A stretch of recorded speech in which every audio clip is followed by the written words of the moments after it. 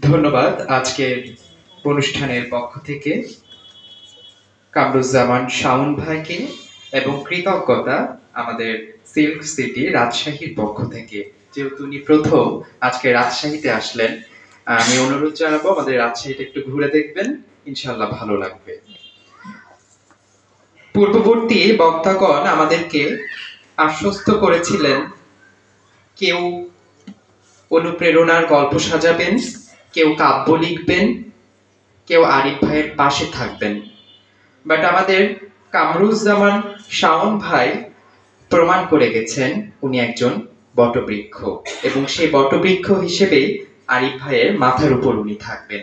ইনশাল্লাহ আপনাদের মতো মানুষ যদি আমাদের এই তরুণ উদ্যোক্তাদেরকে আগলে রাখে, তারা দুর্বার গতিতে এগিয়ে যাবে। সম্মানিত সুধীবৃন্দ, আমরা অনুষ্ঠানের একদমই শেষ প্রান্তে এসে পৌঁছেছি। আর অল্প কিছুক্ষণের মধ্যে আমাদের সমাপন ইভেন্ট যাবে। আমাদের মাঝে উপস্থিত হয়েছেন যে অতিথি, যে গেস্ট, যে মানুষটির কথা না বললেই নয়। আমি অত্যন্ত ফরচুনেটলি তাকে আজকে রাজশাহীতে পেয়েছি। আমার সাকলাইন আঙ্কেল, যিনি ওয়ার্ল্ড ভিশন বাংলাদেশের প্রোগ্রাম অফিসার। আমার সচ্ছলতা অ্যাসোসিয়েশন থেকে শুরু করে রাজশাহী এক্সিকিউটিভ সানাবিল টিম থেকে শুরু করে প্রত্যেকটা ইভেন্টে আমি যাকে পাশে ছাড়া আগাতে পারি না, সে মানুষটি কেমন করে যেন প্রতিটা প্রোগ্রামে আমার পাশে এসে হাজির হয়ে যায়। ঠিক তেমনি আজকেও তার ব্যত্যয় ঘটেনি। আমি গতকালকে যখন আঙ্কেলের সাথে যোগাযোগ করলাম, উনি যখন বলল আমি রাজশাহীতে আছি, ঠিক তখনই গুছিয়ে নিলাম যে আজকের প্রোগ্রামে উনি হবেন আমার মেন্টর।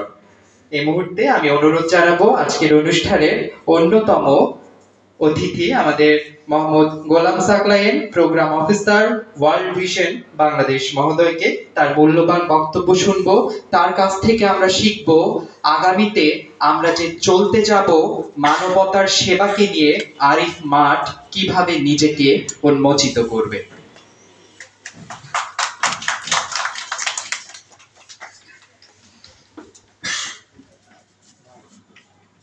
আসসালামু আলাইকুম। আজকে আরিফ মার্ট লঞ্চিং প্রোগ্রামে উপস্থিত মঞ্চ উপবিষ্ট chief executive officer of today's apps launching programme, other special guest এবং সামনে যারা উপবিষ্ট রয়েছেন সুধী মণ্ডলী এবং সাংবাদিক ভাই বোনেরা, আমি এই ধরনের প্রোগ্রামে আজকে প্রথম উপস্থিত হয়েছি। আমার কাছে খুবই ভালো লাগছে। আসলে আমরা তরুণ উদ্যোক্তার কথা বলি, আমরা তরুণ উদ্যোক্তার কথা যদি বলি তাহলে এটা একটা বড় উদাহরণ, তরুণ উদ্যোক্তা। আর আমার কাছে খুবই ভালো লাগছে যে উনি আমাদের রাজশাহী ডিভিশন এর বিষয়ে একজন ছেলে তরুণ। আমরা তরুণদের কথা যদি আমরা বলি, এরা হচ্ছে আমাদের দেশের সম্পদ, এরা অ্যাসেট। এদেরকে নিয়ে যত ধরনের স্বপ্ন, সব কিন্তু এদেরকে নিয়ে। তো সেই রকম একটা এই কম বয়সের একটা ছেলে যে এরকম একটা অ্যাপস নিয়ে তার যাত্রা শুরু করেছে লেখাপড়ার পাশাপাশি, এটা সত্যি একটা গর্বের বিষয়। আমি আমি সবসময় এই ধরনের কথাগুলো বলি, কারণ আমরাও শিশুদের নিয়ে কাজ করি, ইয়ুথদের নিয়ে কাজ করি। এই কথাগুলো সবসময় আমরা কিন্তু বলে থাকি। একটা মানুষ যদি সাকসেস হতে চায়, তো সাকসেস হতে গেলে সাকসেসের ক্ষেত্রে 1% ডিপেন্ড করে হচ্ছে তার লাকের উপরে। অনেকে বলে লাক 100%, লাক খারাপ এরকম বলে, কিন্তু খুব ক্রিটিক্যালি অ্যানালাইসিস করলে পাওয়া যায় 1% depend on lakh, 2% depend on talent, and 20% depend on being a team player, and 77% depend on never giving up. So this is true. So this is my advice from my side.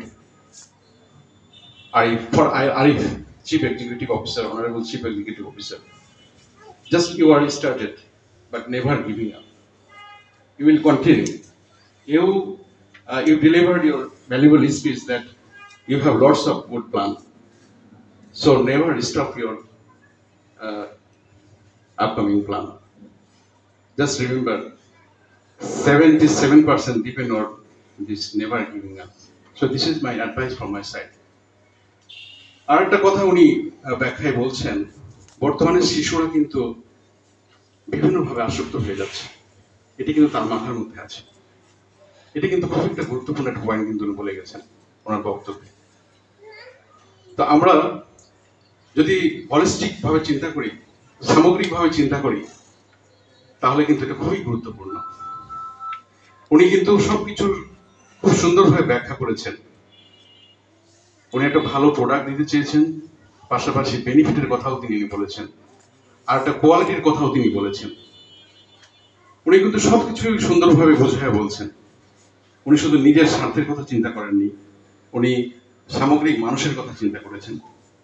একটা মানুষ কিভাবে উপকার পেতে পারে, এই ডিজিটাল যুগে যদি এইভাবে যদি আমরা না চলতে পারি, ডিজিটাল যুগে যদি ডিজিটালাইজ নাই হতে পারি, আমরা এটার সঙ্গে যদি সুন্দরভাবে অ্যাডাপ্ট না করতে পারি, তাহলে কিন্তু আমরা আগাতে পারবো না। আপনারা দেশের বাইরে যাবেন, ম্যাক্সিমাম ফ্যামিলি মেম্বাররা কেনাকাটা করে কিন্তু এইভাবে, ম্যাক্সিমাম বাসা থেকে সবকিছু ওনারা হাতের নাগালে পেয়ে যান, সবকিছু এভরিথিং।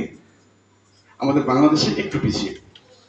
তো যাই হোক, এই জায়গা থেকে যদি চিন্তা করি, তাহলে আমাদের আরিফ ভাই খুব সুন্দর একটা ইনিশিয়েটিভ নিয়েছেন।